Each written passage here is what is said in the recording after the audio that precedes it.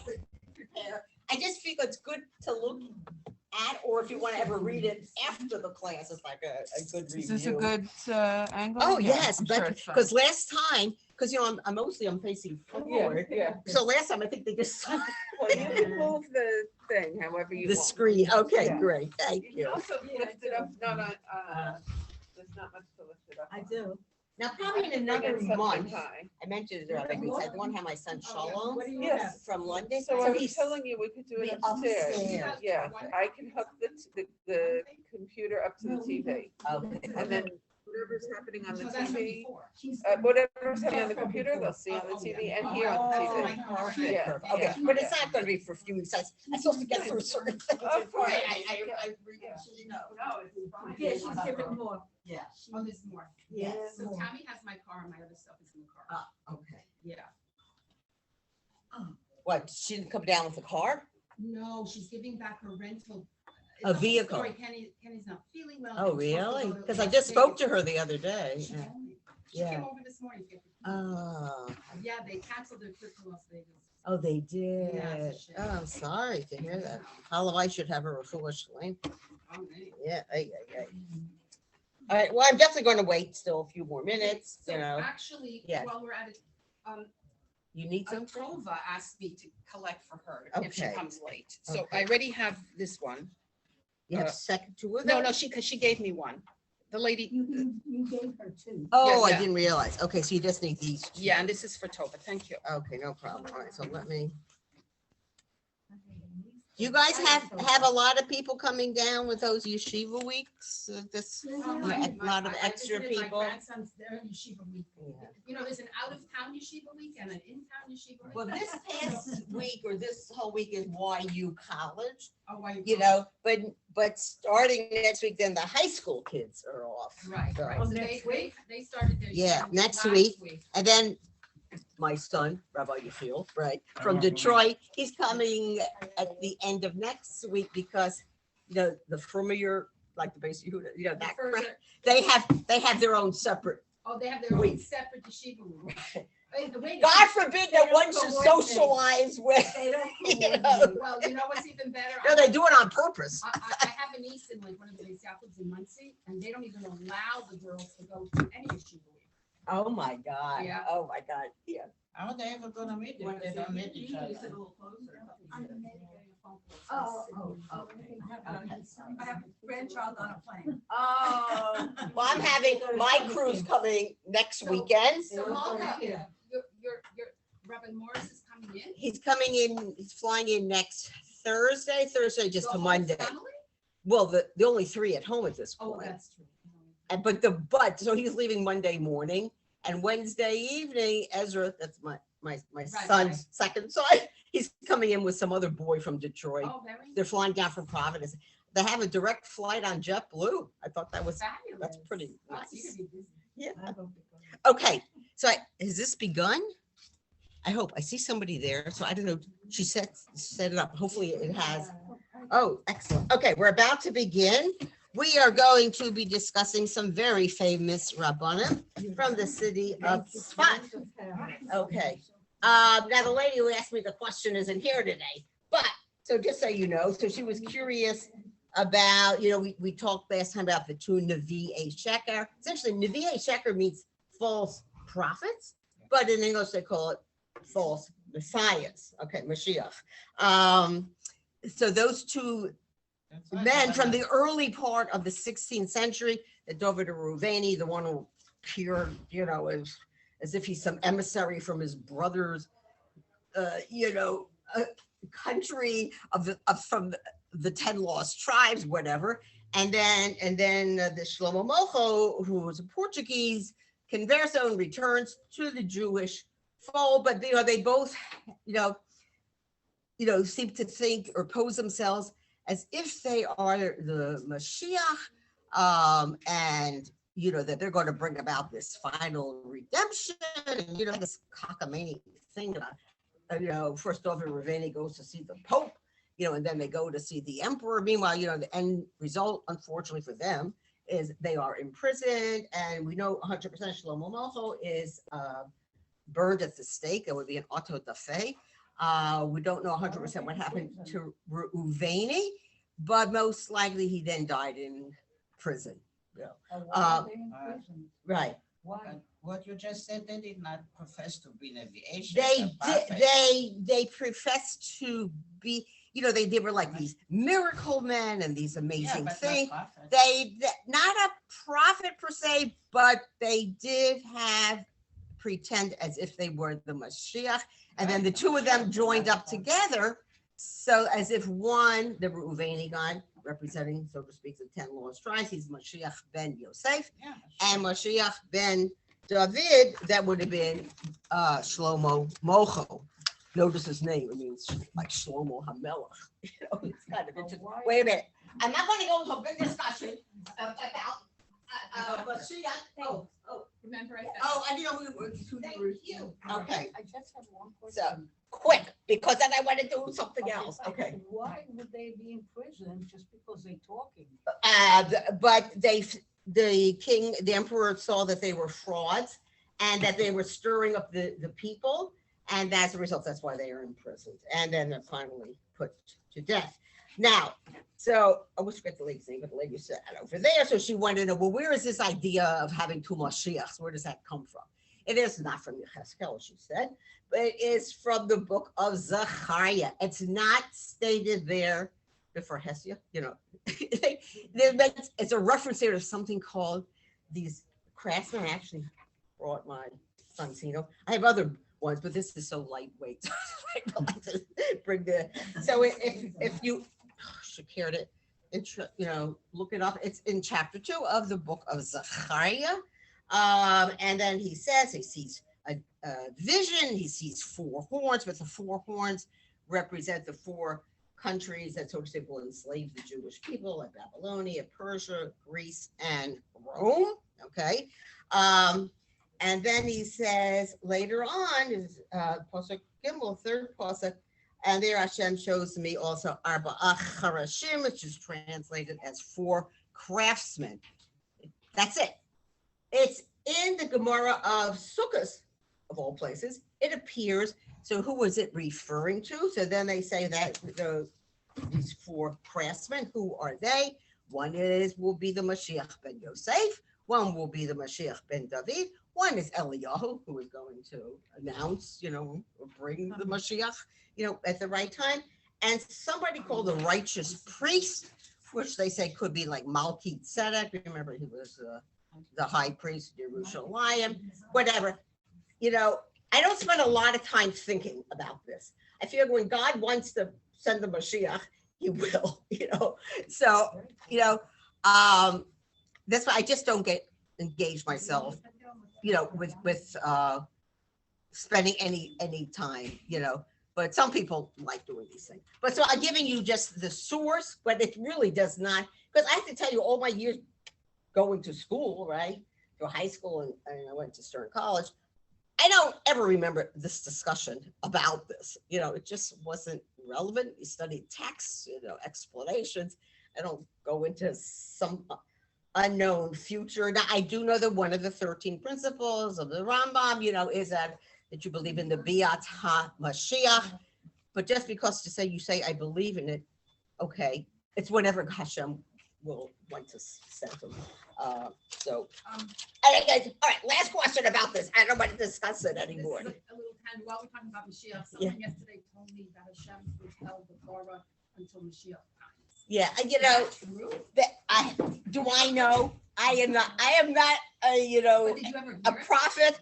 No, I might have heard, that maybe that in the future, the barad, the hail. Yeah. Yeah. As I said, was never part of my education or the home I grew up in. We just don't talk. That's a thing for Hasidish, it's all based on Kabbalah. And I don't believe in any of that and don't waste my time even. Okay. So what we're going to do now is, we will do, because we're going to do the Ari today, who is the foremost Kabbalist of the 16th century Israel. It's interesting. But we also have Rabbi Yosef Karo, who is this great halachas, and whose his ultimate work, the Shulchan Aruch. Jews everywhere follow the halacha according to how it is written in the Shulchan Aruch. So it's amazing that in the city, he was also Kabbalist, which is interesting. But that it was something about, well, he starts his work, Rabbi Yosef Karo, we're going to discuss him and his life before he even came to Eretz Yisrael. But there was something about that atmosphere in Tzfat. I mean, I'm sure many of you have visited the city of Tzfat. I don't know if you're ever there in the evening. It is magical because, it is itself a mountain, but it is surrounded by mountains, and as that sun is setting, it is gorgeous, just gorgeous there. So I could see why people were attracted to living there, probably, and also the air's very pure, in the city of Yerushalayim. Don't forget that was a walled city and they're living on top of one another, and disease, was rampant there. So I could understand why people coming to, especially at this time, in the 16th century, were so attracted to this very magical city of Tzfat. Now, I know how they manage there as older people, because it's very hilly. Yes. Although Yerushalayim is hilly too in parts, So exactly. But and some of them did live to nice long age, they into their 80s. But somehow they all managed. So now let's focus a bit more on Rabbi Yosef Karo. He's a very interesting life. So it's the one that says on top the Shulchan Aruch, and then underneath it says Rabbi Yosef Karo. You can see his years. He lived to be quite elderly. He was born in 1488 and he died in 1575. Okay, everybody has that? Yeah. Fantastic. So he was born in the city of Toledo, Spain, in the year 1488. And of course, we know 1492 is the expulsion. So his family leaves. It was this little toddler of 4 years old. I can imagine how frightening it must have been. This is the house he grew up in, and his Spanish surroundings. And all of a sudden, mom and dad say, "Oh, we have to pack up. We have to leave." The family flees, obviously, and they first go to Constantinople. We had already discussed this, how the Sultan there welcomed them in because he's building up his capital city of Constantinople, and he welcomes many Jews in, and he specifically wants them to settle in Constantinople. They will settle in other towns or regions, but a majority will go to Constantinople. And there because he wants to build up his trade and commerce, and he figures they all have connections. Okay. So it was there in Constantinople that he was taught by his father and his uncle. They obviously, were learned individuals. But then he moves to the city of Adrianople. I don't know if any of you still have your maps, but it's today the city of Izmir. It's also a port city. All right. It also had a sizable Jewish community. It's in Turkey. He's still in Turkey. You'll see he lives in Turkey, quite a number of years. So wait, you know what? Let me get here because I figured some of it out.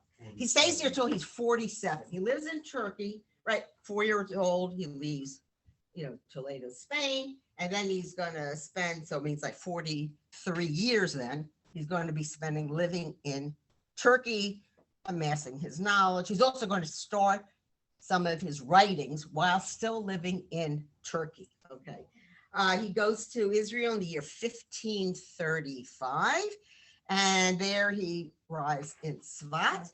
And there his mentors is Rabbi Yaakov Bey Rav. Remember, he's the one with the smicha who wants to, that the smicha should be granted to him, and he in turn will grant smicha to others, and hopefully set up a Sanhedrin ultimately. Doesn't work out, as you know. Okay. So Rabbi Yosef Karo, now again, he's a 47-year-old man. Bey Rav sees, what a brilliant scholar he is. So he is one of the men. I think he attempted to give the smicha to about 10 scholars then currently living there. Remember, it was also one in Jerusalem, but that man rejects it. Okay. But Rabbi Yosef Karo is one of those who receives this special semicha, right, from Rabbi Yaakov Beirav. Okay. And then he has a very famous student. I'll talk about him at a later point, and his name is the Al-Shich. So you might have heard references, from him. All right, also a great scholar. But eventually, the whole thing petered out. It just too much opposition to this idea. Opposition within the Jewish community, in Israel. Certainly those Rabbanim from the city of Yerushalayim, but scholars elsewhere in the Ashkenazi community is opposed. It's an interpretation of something that the Rambam Maimonides have written about in his Mishnah Torah. Listen, we obviously revere the Rambam and his scholarship in the Mishnah Torah, but not everybody buys into every single thing. And so the Rambam was a great figure of controversy, even in his own time period and 100, 200 years after. So just because you tell me, well, somebody says so-and-so, okay, great, but not everybody follows necessarily that particular raw. By the way, the Shritat Bet Yosef is coming from this particular time. That whole thing is in the 1530s. Okay, so now we're talking. It's all right. I want you to see like the different streams of thought that are, in the Jewish world at this same, and how one will impact on the other. Okay, so we'll see that when we see after I discuss Rabbi Yosef Karo and also the Ari, then you'll see how, and each one learns from the other. But think of yourself. I mean, I'm sure you're exposed to many different speakers or scholars, or you might read, different articles, but you kind of end up picking and choosing, which thought process you want to follow or adopt for your own lifestyle. So they in turn, it's very similar. Okay. So next second paragraph. So while he's still living in Adrianople, remember I told you he lives here until he's the age of 47. He already is starting his writing. So what is he writing? He wrote this. It's I have it written here. It's an encyclopedic commentary to the Arba Turim. I'll just review that in a minute. And he calls this sefer. It's multi-volume. It's called the Beit Yosef. And it then becomes the definitive halacha. This is before the Shulchan Aruch. This is a much larger work, all right, that he wrote. Again, it's based on the Arba Turim. The Arba Turim, that's from the 14th century of this Rabbi Yaakov ben Asher, wrote, he divided up halacha into 4 streams, different types of halachot. And Rabbi Karo is very influenced by this. So his Beit Yosef and then later the Shulchan Aruch, they're also divided up into 4 different types of halacha, different categories. All right, and apparently it was this brilliantly, I've never studied Beit Yosef, brilliantly written work, and it's now going to be adopted by Jews all over the place. Now it's based. What he did is he obviously looked at the 3 greatest halachic scholars who had come before his time, and then he's going to pick. He actually chose, if let's say, we'll say that their names. It's the Rif, the Rambam, and the Rush. Now, if there, as you know, everybody divergent thoughts, different interpretations. So he would go by majority rule. If he felt, well, 2 of the Rabbanim, said the halacha should be so, and so he felt, okay, so that's the definitive law. All right, but sometimes he just, if the Rambam said it, that the halacha is out. The Rambam interpreted. So I just want to review with you a little bit about these 3 men on which he's basing his monumental work, and when they lived. All right, and what it was that they produced. So we'll start with the Rif. He is the elder statesman. Right, the Rif is it comes from the 11th century. Rabbi Yehuda Alfasi I think it's Yehuda, whatever, I know it's all Farsi, comes originally from North Africa, first Algeria, then he moves to Fez, Morocco, and ultimately in his older age, he moves to Spain. And he wrote a sefer called Sefer Halachot. All right. So it was considered in its day a preeminent work of halacha. So, Rabbi Yosef Karo is now going to consult it and see, well, how does he interpret what is the practical halacha in various fields. The other person, as we already mentioned, is a Rambam, his Mishnah Torah, and he would have looked, the Rambam is, we're talking about 12th century Spain, all right? So going from 11th century Rus to 12th century Spain, all right? With the Rambam. And the third individual whose work he consulted was that of the Rosh, that's Rabbi Asher ben Yechiel.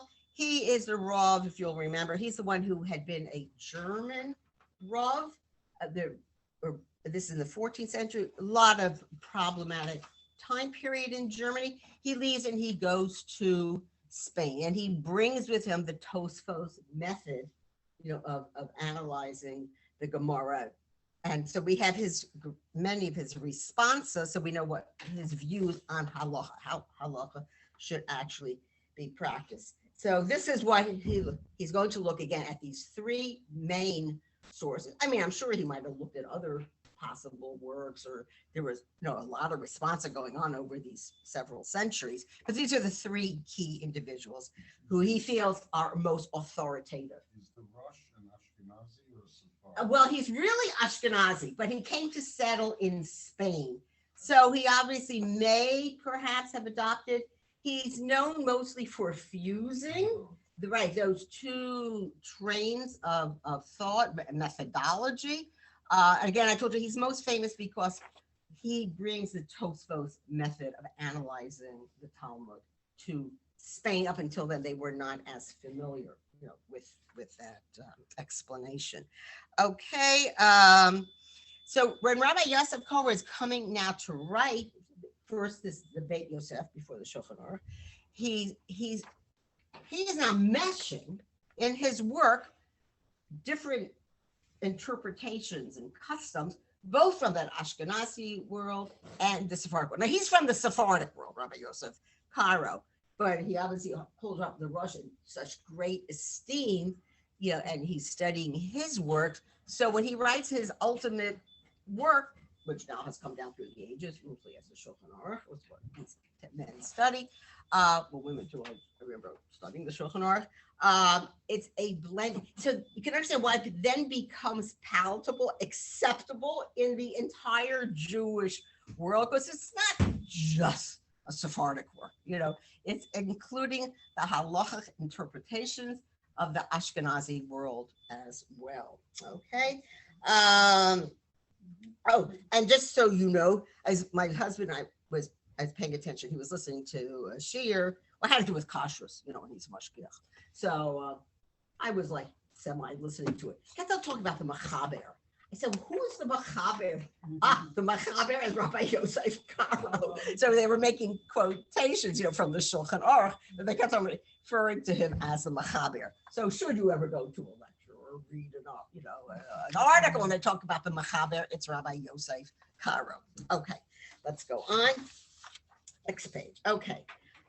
But again, this is a huge monumental work, Beit Yosef. I never actually saw a copy myself, so I don't know 100% what it looks like or how large. But from that, he's now going to make a shorter version, which is called the Shulchan Aruch. Shulchan Aruch means like the set table, right? That's it. So spread out before you, are all these words of halacha and how one should conduct a proper Jewish life. And yes. Everything is written in handwriting.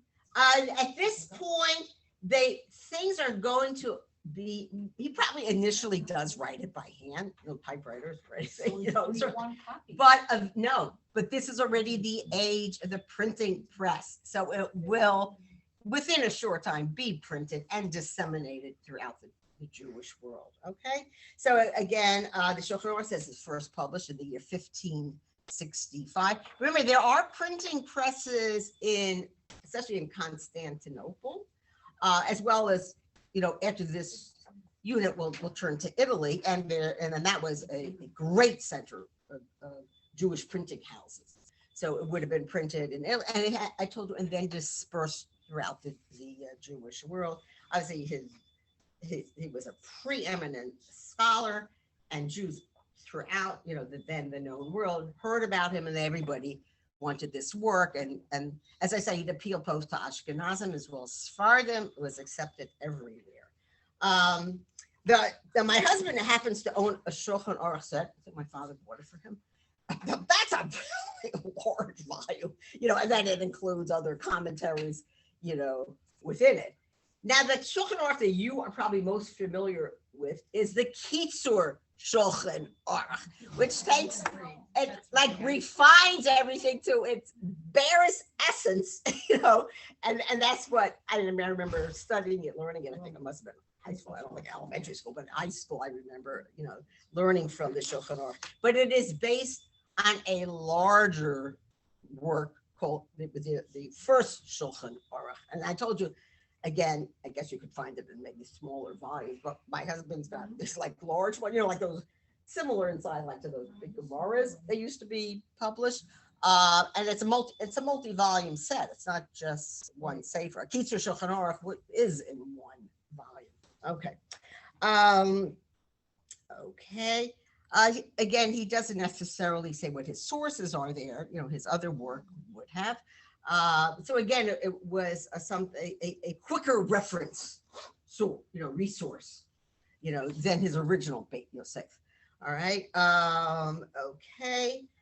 And why, of course, I wrote here, like, why did he then publish this shorter version?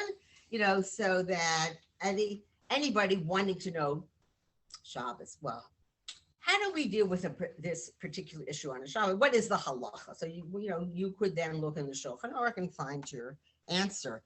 And again, I told you he always looked into the works of these three great Gedolim who had come before him in prior generations, and he tried, often to make majority opinion if two of the three interpreted halacha in a certain way. So he said, okay, well, that's the halacha. But in the end result, if the Rambam said it, I guess he felt he was more authoritative, so he accepts his interpretation. I found this interesting. This I had not known. That Rabbi Yossi divided the Shulchan Aruch into 30 sections. I mean, there are 4 key, categories, but then it's in 30 sections. So that if you have the time, if you wanted to review it, one section per day. So by the end of a month, you would have gone through the entire Shulchan Aruch. And I really have familiarized yourself, with what halacha is. Again, because it incorporates both Ashkenazi and Sephardic traditions, it became the authoritative source soon after this time period, and now all the way down into our own age. Okay, he also wrote another sefer called Kesef Mishnah, which is a commentary on the Rambam's Mishnah Torah. So apparently, if you should purchase or own a Mishnah Torah, I mean, in the Hebrew, right? There is a commentary on the side, and it is this. It's Rabbi Yosef Karo commentary called Kesef Mishnah. Are you reading on the first page or on? I am now page 2. I'm down here. I'm further down. Well, Okay. I have to say. Okay. All right. Well, you can just listen to me, but it is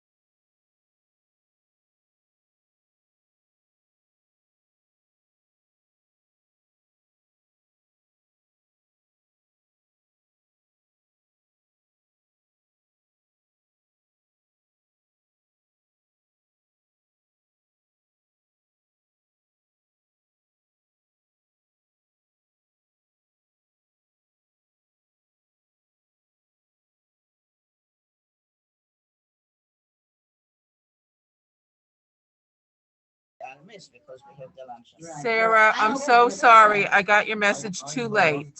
Okay, thank you for doing it now.